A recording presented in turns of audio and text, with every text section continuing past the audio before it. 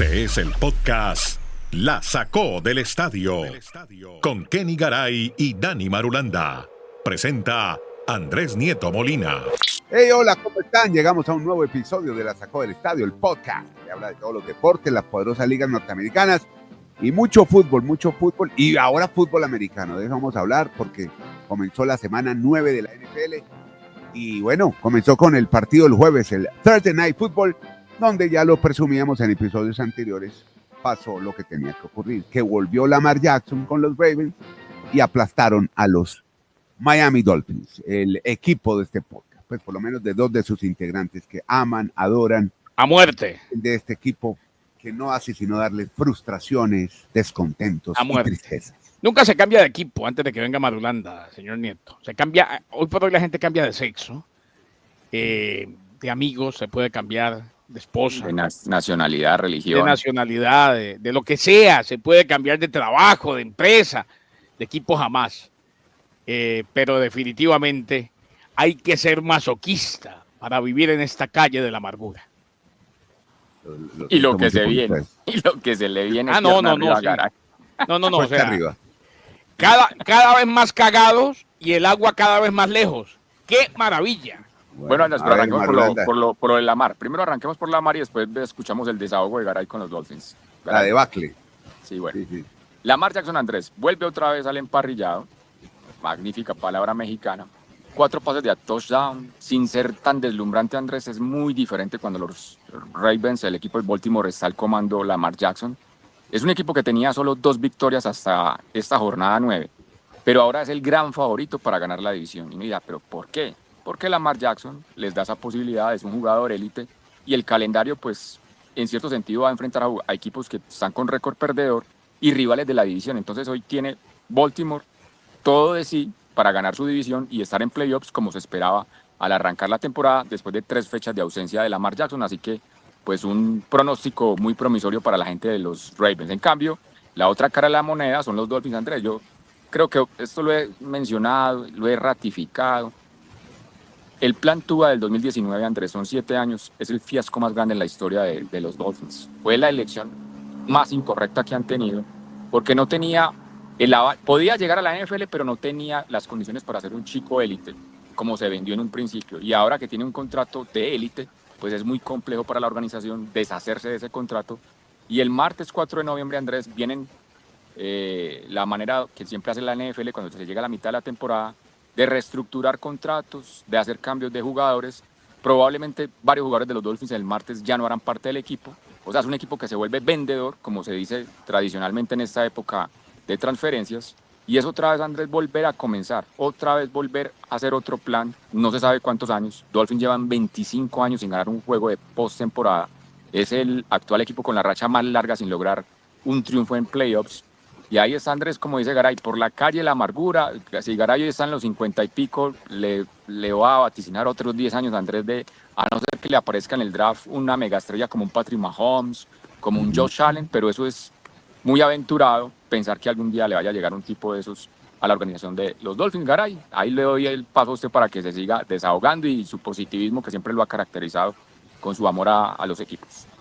Bueno, para meterle más fuego a la hoguera, 6-28, ese fue el resultado. Una catástrofe, debacle total, Garay. Perdieron con los Reyes. Lo peor es la manera como jugaron, la falta de pertenencia, la falta de ganas, la falta de identidad, lo mal entrenados que están, la cantidad de penalidades. Ellos mismos se encargaron, al menos en la primera mitad, de darse constantemente tiros en el pie.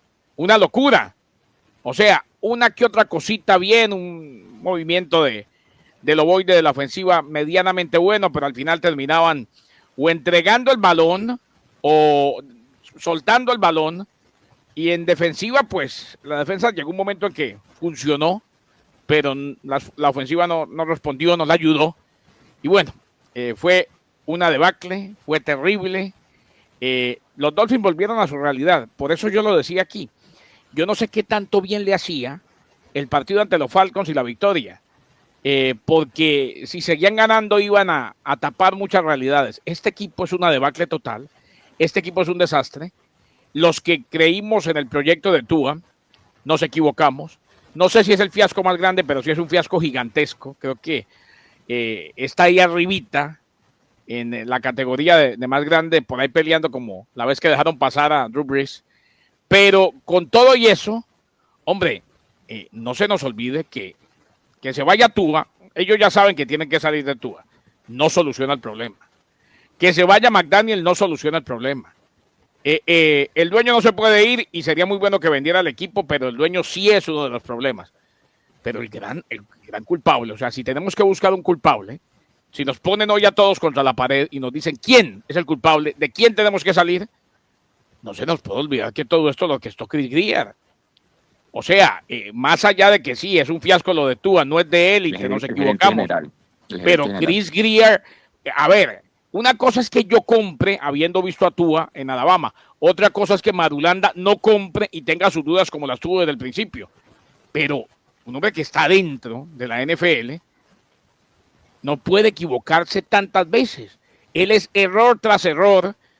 Esta temporada pensó que le alcanzaba con cornerbacks, con esquineros mediocres. Y pensaron que con lo que se había visto la primera temporada, con Mike McDaniel y la segunda, era suficiente. Resulta que la NFL es muy dinámica. Aquí te estudian, te leen y tienes que cambiar constantemente. Los diseños de jugadas son lamentables. Ayer en un tercer intento y largo, hizo el check down a la válvula de escape y ni siquiera pudo completar el pase. O sea, esto es terrible. Lo lamento muchísimo por la gente de Miami, que sigue siendo una afición que deja mucho que desear. Ayer hacía más ruido a favor de los Ravens de Baltimore. Pero, a ver, ayer vimos una cosa que vaticinó Marulande que yo no pensaba. Vimos a los aficionados en octubre, no ha terminado. ¿La bolsa? ¿La bolsa? Con las bolsas de basura. Ya. Vergüenza total. Hubo uno que me encantó porque se acabó la crispeta, el popcorn, las palomitas de maíz. Se puso la caja. En ese container grande, abrió dos huequitos y se la puso. Claro. Y a mí la gente me enternece. Los que van con los sacos de los Dolphins, se preparan. La gente saliendo del estadio, gritando. En fin. Y después Tua Tagovailoa, y excúseme que me alargue, salió en conferencia de prensa. Le tendrían que decir a Tua, para donde vaya, al Deportivo Tapita, al Hialeah Fútbol Club, a donde vaya, o en la propia NFL, que tiene que aprender a hablar con los medios. Ayer estaba echándole la culpa a la afición, que hizo mucho ruido en aquella penalidad de salida en falso. O sea, él vive en otro mundo, cero compromiso. Un tipo de esos para que salga y diga, hombre, primer culpable soy yo. Claro. Esto es terrible, estamos jugando muy mal. No, ya nos reunimos en el vestuario y resulta que estamos comprometidos a trabajar el lunes. Más vale que trabajen el lunes y más vale que busquen. O sea, y fuera de eso, ayer no lo dijo, pero dice constantemente, lo más importante es que llego a la casa y puedo jugar con mis niños y con mi esposa y ellos me quieren.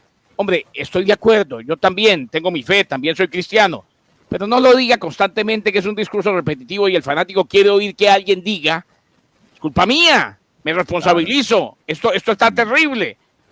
Pero no, bueno. él sigue en un mundo, como dicen en Chile, su quinto país, don Andrés Nieto, de Pils y Pap.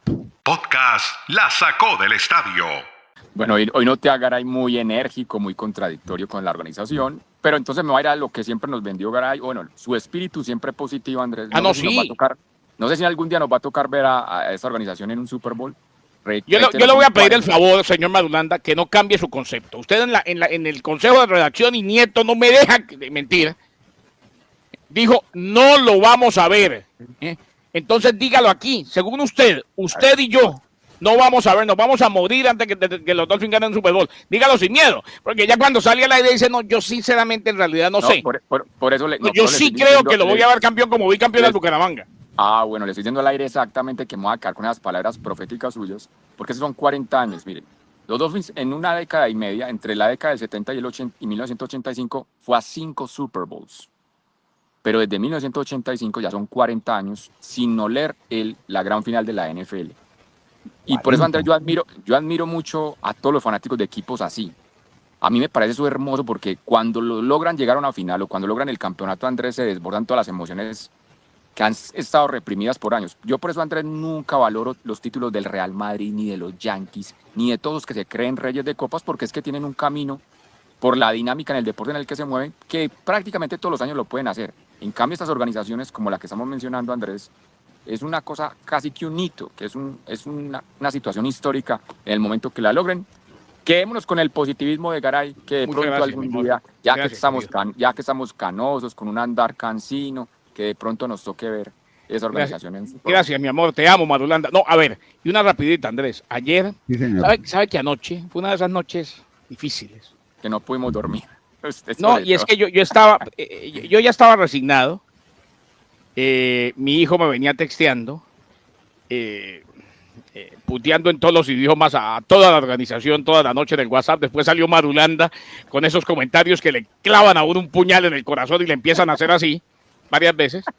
Pero dije, bueno, ya me los aguanté. Ahorita viene Sebastián, le digo que calma y tal.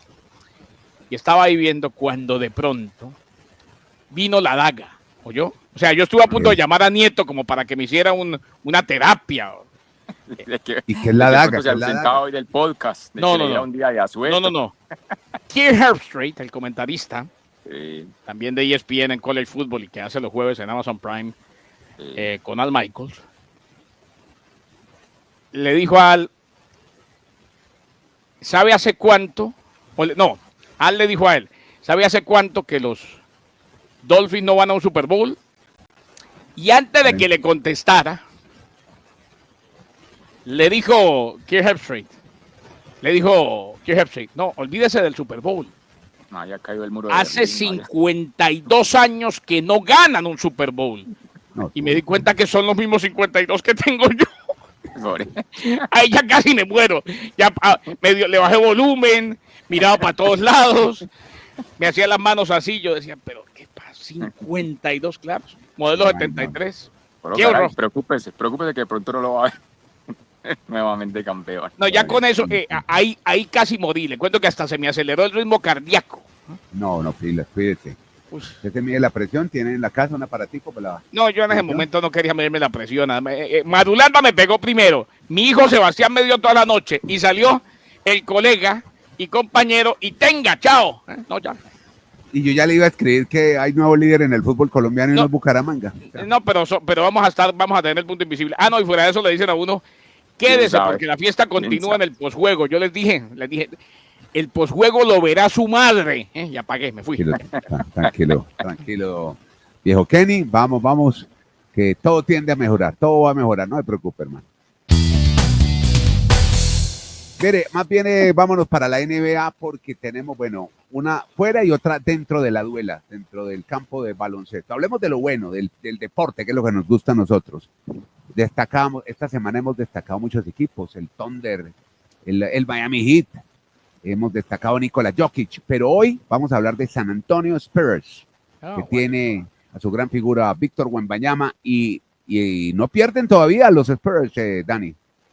Sí, señor, se mantienen invictos. 5 triunfos en igual cantidad de juegos esta temporada de la NBA. Y en modo MVP, Andrés, es muy temprano. Son solo 5 juegos. Recordemos que la temporada dura 82. Pero al paso que va Wembanyama, don Víctor Wemby, como dice Garay, es el gran ícono del equipo. Logró 18 rebotes en esta jornada frente al Miami Heat y 27 puntos. O sea, hizo un doble-doble. Y en función a él, Andrés, pues el equipo de San Antonio piensa que puede volver a las grandes épocas. Recuerdan de Popovich, cuando tenían a David Robinson, después a Tim Duncan, a Manu Ginobili. Vamos a ver, en el núcleo que están formando alrededor de Wembanyama, de este francés fenomenal, pues están muy ilusionados la gente de San Antonio y se mantiene invicto en este momento en el oeste, al igual que el equipo de OKC, el equipo del Thunder, que también ha ganado sus primeros 6 juegos de la temporada. Se está arrancando, pero es un muy buen inicio para la gente de San Antonio. Tiene otro jugador muy bueno, ¿no? De Aaron Fox, ¿no? Juega ahí en el Spurs. Ese era de los Kings. ¿Se acuerda que yo hablaba mucho de los Kings con ese muchacho? Juega muy bien. Sí. Y también tienen, y el otro novato es Castle. Castle es el otro chico Stephen Castle. Que tiene un tema interesante para ese equipo. Y Dylan Harper. Bueno, ahí están los Spurs haciendo ruido. Muy bien por San Antonio, a rememorar aquellas viejas épocas. Y bueno, hablando de la NBA, seguimos en NBA, tenemos nuevo dueño en los Lakers. Cuéntenos cómo se movió la cúpula. Era cuestión de oficializarlo, Andrés, y vale la pena decirlo, aunque ya se sabía. Pero Mark Walter, el multimillonario empresario, aprobado por unanimidad, faltaba la aprobación. Walter concretó la venta de la franquicia de parte de la familia Voss por valor de $10 mil millones, como lo dijimos en su momento, y ahora posee una de las colecciones de franquicias deportivas más valiosas del mundo. Vea, el grupo de inversión de él es el propietario mayoritario de los Dodgers, ¿no? Es propietario de los Sparks de la WNBA, las Sparks. Ajá. La Copa Billie Jean King de tenis. Wow. El equipo Cadillac de Fórmula 1. La Liga Profesional de Hockey Femenino que va creciendo. Y es copropietario del Chelsea de la Liga Premier Inglesa. Solamente le falta que sea el dueño del hexagonal de la Marte. Tiene de todo. Está bueno, está bueno. Este es el podcast La Sacó del Estadio.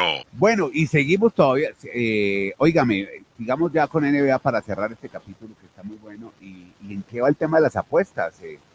Porque es que estoy viendo aquí una información relacionada, Kenny, con las apuestas susceptibles a manipulación. ¿Cuáles son esas apuestas? ¿Por qué la NBA las va a revisar? Eso lo publicó la NBA. Es que, Andrés, vea cómo funciona cuando desde el gobierno piden cuentas, ¿no? Ya. No estoy diciendo que todo sea prístino, pero una vez que se piden cuentas desde el ente gubernamental, pues se timbran todos. Claro.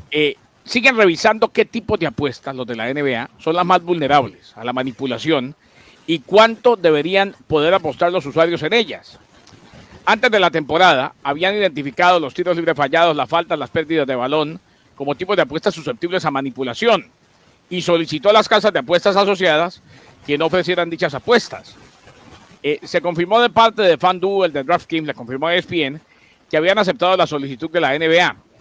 FanDuel no ofreció ese tipo de apuestas. FanDuel es una casa de apuestas. En temporadas anteriores, DraftKings sí ofreció apuestas en directo sobre tiros libres anotados o fallados, pero estas no estaban disponibles antes de los partidos. Las conversaciones continúan, incluyeron también en su momento la definición de los límites de apuesta adecuados para las apuestas más vulnerables de manipulación, especialmente sobre jugadores. Los límites suelen ser más bajos que los de las apuestas con handicap en un partido, por ejemplo. Y eso fue lo que se les armó, Andrés, lo que usted dijo. Esa era la palabra, un berenjenal. Ahora se empiezan a devolver a ver qué apuestas permiten y cuáles no. Esto es muy complejo y yo creo que nunca vamos a tener un gris. Nunca.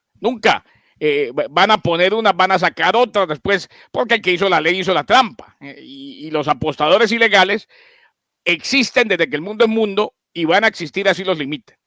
Garay creo que dijo la palabra clave, complejo. El tema, Andrés, de las apuestas es muy complejo porque es un tema global. Mire cómo se están dando en cuenta o descubriendo situaciones de apuestas que uno dice, pero ¿por qué están haciendo eso? Resulta que, por ejemplo, en muchos países del sudeste asiático apuestan una cantidad de personas, porque son países, obviamente, con una población enorme, apostando en la NBA, en la NBA G League, en la segunda división del fútbol de Estados Unidos, en las grandes y en las pequeñas. Por ejemplo, el tema de México, Andrés, la segunda división de México, que no tiene ascenso y descenso, es una liga donde se pueden amañar una cantidad de resultados. Y cuando descubren esas situaciones, cuando empiezan a ver que hay una apuesta que tiene una cantidad de apostadores, valga la redundancia, en esos países que uno dice, pero ¿qué tienen que ver donde se está disputando la organización? Entonces es un tema, Andrés, que yo no sé si... No tiene control, muy difícil. No sé cómo se va a reglamentar eso. Es muy complejo. No va a llegar el momento en que, y va a ser complicado, en que dicen, no, solamente puede apostar gente del país. Y entonces ahí las casas de apuestas van a decir, no, pues quebramos. Exacto.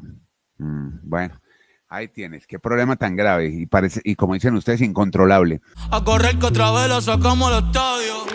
Bueno, fútbol, hombre, hablemos de fútbol, siempre hablamos de fútbol en este podcast y ya tenemos en las 2 finales suramericanas 3 equipos brasileños, 3. Y bueno, se dio lo de Ahora Mariel. Sí que se le dio a mis ojos lo de sus equipos. Yo anda feliz con los brasileños. No, yo no ando feliz, sino que a él le dicen caipiriño Marulanda. Yo no sé, el hecho de que a usted no le guste el tema de Brasil, Andrés, no tiene nada que ver con la realidad. Confirmando el tema de inversión, el tema patrimonio, el tema dinero. Yo comparto con usted. A mí no me, lo dije anteriormente en la NFL, para mí no tiene mérito que los equipos brasileños lleguen a la final de estos torneos porque tienen el presupuesto mayor, entonces no es tanta gracia realmente que veamos todos los años la repetición. No, pero es loable, Dani. No, Andrés, a ver, 2020, 2021, 2022, hago un espacio en el 23, 2024 y 2025, 5 finales de la Copa Libertadores entre brasileños. La del 2023 fue entre un brasileño y Boca Juniors. O sea, de los últimos 12 finalistas de Libertadores, 11 de Brasil. Y solo un argentino, Andrés. Dígame, esa competencia pierde. Sí, dirán que la emoción de las noches mágicas de la Copa Libertadores, pero Andrés, y cuando vamos a ver que al final van a... Eso es como la Liga de Alemania con el Bayern Múnich, como la Liga actual de Francia con el Paris Saint-Germain, que desde la fecha uno se sabe quién va a ser campeón. Para mí eso, Andrés, realmente no tiene tanta atracción. Así la Libertadores históricamente, pues, todos la quieran ganar. O sea, muchos la van a oler, pero no la van a levantar. Hablamos obviamente de la Copa. Entonces yo creo que aquí... Pero no Dani, nada, mire, estaba, sí. o sea, voy a darle una opinión de aficionado, yo no soy conocedor, pero ayer estaba viendo de reojo el juego de Palmeiras y la verdad yo pues no conozco tanto de fútbol como mucha gente, como muchos amigos míos y como ustedes, y al único jugador aquí que uno dice, no, un jugador que es una superestrella, que yo digo, pucha, este tipo, Gustavo Gómez, Palmeiras, de resto son jugadores, o sea, no son deslumbrantes, yo creo que, o sea, no son las superestrellas en Palmeiras, no, Flamengo sí tiene jugadores mucho más destacados, pero estoy diciendo, ¿a qué voy con esto? A que los equipos colombianos, ecuatorianos de otros países, yo creo que si pueden hacer un esfuercito de conseguir esos jugadores de ese nivel de Palmeiras, que no son estratosféricos, son buenos jugadores, mucho mejores que muchos de los de otros países de Sudamérica, pero no son las mega estrellas. Pero Andrés, yo creo que, a ver, de pronto no va a estar errado en el dato, pero estoy casi convencido de que el octavo, el noveno de la Liga Brasileña tiene más presupuesto que el mejor equipo en el fútbol colombiano. Sí, pero lo que te digo, vine a revisar la nómina de Palmeiras. Pero Andrés, con eso no hay cómo competirles, no hay cómo competirles. O sea, mi argumento es ese. No hay cómo competirle al fútbol brasileño actualmente, porque tú tienes unas nóminas, Andrés. No. En eso estamos de acuerdo. A lo que yo voy es que, pese a eso, es mucho más loable lo que hacen los otros países con sus equipos, que llegan cada tanto a finales, como llegó el Lanús a la final de Copa Sudamericana y la puede ganar, que como Racing ganó la Copa Sudamericana. Pero no me de que estamos en la Libertadores. Exacto, pero no, de que torneos continentales, pero de que Dani tiene razón indiscutiblemente. O sea, si esto sigue así, de las próximas 10, pues las 10 van a tener equipo brasileño y ojalá que el otro... Ojalá que no. Y ojalá que el rival sea de otro país. Vea lo que estoy pidiendo. No estoy pidiendo ni siquiera que no vayan los brasileños.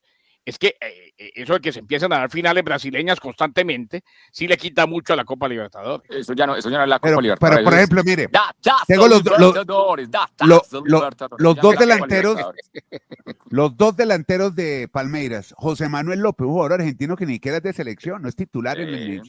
Y el otro es Vitor Roque, ese es brasileño y por ahí entra en la selección, pero no es el titular, pues, o sea, los dos delanteros de Palmeiras. Digo, lo que pasa es que a lo que voy es que los equipos suramericanos, ecuatorianos, bolivianos, peruanos, podría hacer un esfuerzo y llegar a tener jugadores de este nivel. A eso voy yo. O sea, pero es que no tienen el presupuesto, Garay, Andrés, no tienen el presupuesto que tienen en Brasil. Y ojo, el fútbol de hoy es más de atletas que de futbolistas.